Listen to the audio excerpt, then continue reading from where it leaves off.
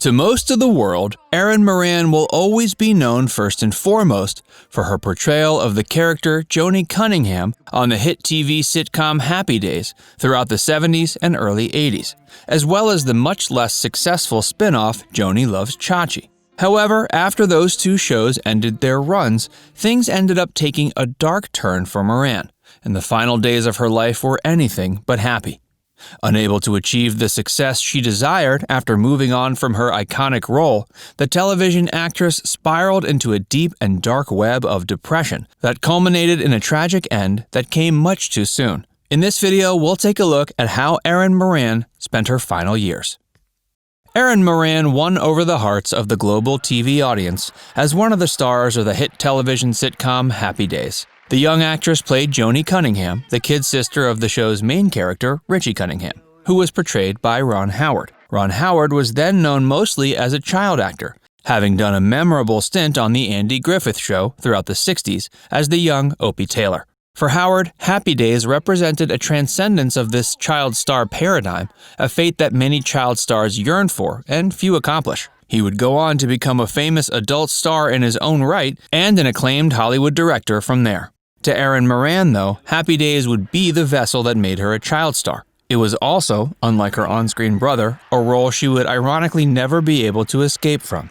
While Erin only had a recurring role in Happy Days' first season, she would go on to take a much more pronounced and eventually central role. After Ron Howard decided not to return for the show's 8th season, her role would become one of the main drawing points for fans of the show. When Happy Days first came on the air, Moran was 13 years old. The young actress would go on to grow up on the set of the show, and it would shape her adulthood in many more ways than one. In the show's 5th season, the equally young actor Scott Baio was brought on in a supporting role as the character of Chachi Arcola. He would eventually take on a much more prominent role, just as Joni did herself years earlier.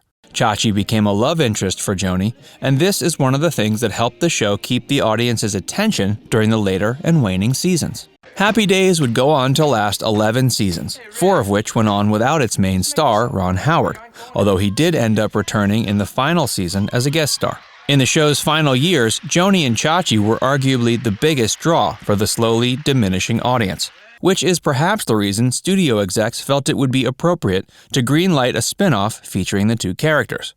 This sitcom would be called Joanie Loves Chachi. It sounded good on paper, but it ended up being less successful than the studio executives had hoped.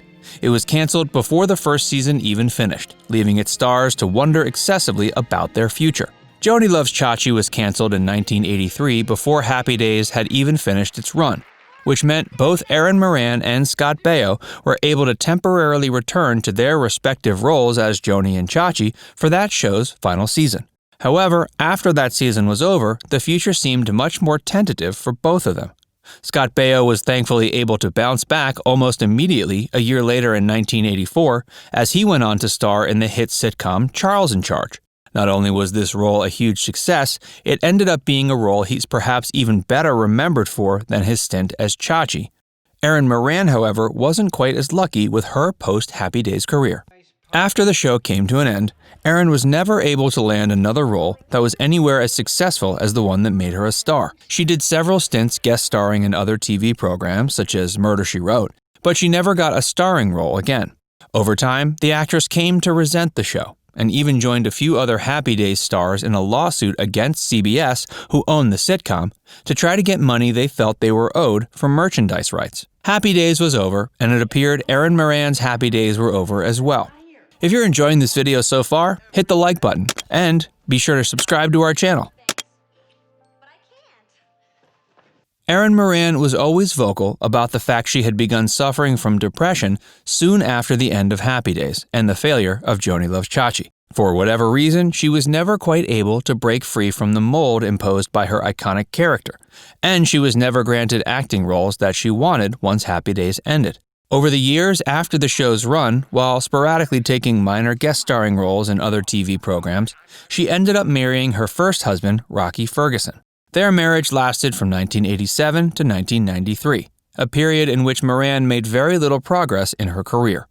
Within mere months of divorcing Ferguson, she married a new husband, Stephen Fleischman, and they would stay together until the actress's untimely death in 2017. Fleischman would accompany Moran through her most turbulent years and would be by her side in those final moments when she eventually succumbed to her fateful end. Erin and her husband managed to stay out of the public eye for the most part in the early years of their marriage, and neither found much success in the public sphere. In 2011, Moran made the news when she and 4 other cast members of Happy Days filed a lawsuit against CBS over what they felt was money owed to them for merchandise that was inspired by the hit sitcom. She was joined by Don Most, Anson Williams, Marion Ross, and the estate of the late Tom Bosley, all alleging they had been deprived of proper compensation for various merchandise inspired by the show and featuring their likenesses. There was certainly tons of merchandise that had been made over the years to cash in on the successful show. That included clothing, trading cards, board games, comic books, toys, lunchboxes, and DVDs. The lawsuit asked CBS for $10 million between the 5 of them, but they eventually ended up receiving only around $60,000 each.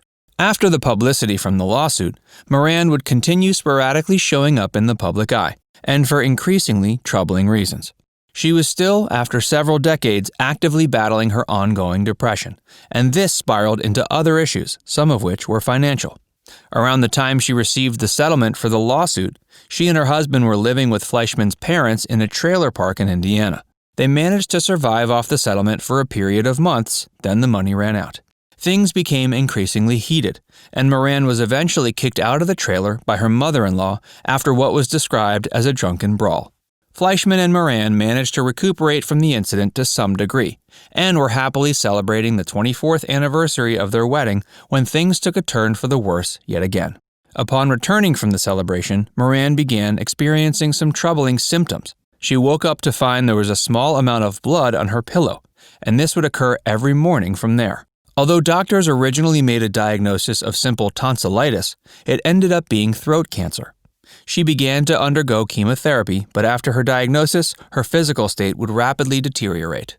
A few months later, in early 2017, Moran was unable to eat or drink on her own, and could barely even speak. She ended up dying a few months later on April 22nd. Many people, including her co-star and on-screen partner Scott Baio, speculated her death was the result of drugs and alcohol. However, those closest to her knew that cancer was the real culprit, and there was little that anyone could have done about it. Her final years were rough and turbulent, matching the rough and turbulent journey she had experienced throughout her life. Although Scott Baio didn't have very kind words to say upon her passing, some of her other old co-stars remembered her much more fondly. Henry Winkler, who played the popular character Fonzie on Happy Days, as well as her on-screen brother Ron Howard, took to social media soon after her passing to share some much-needed positivity about the actress.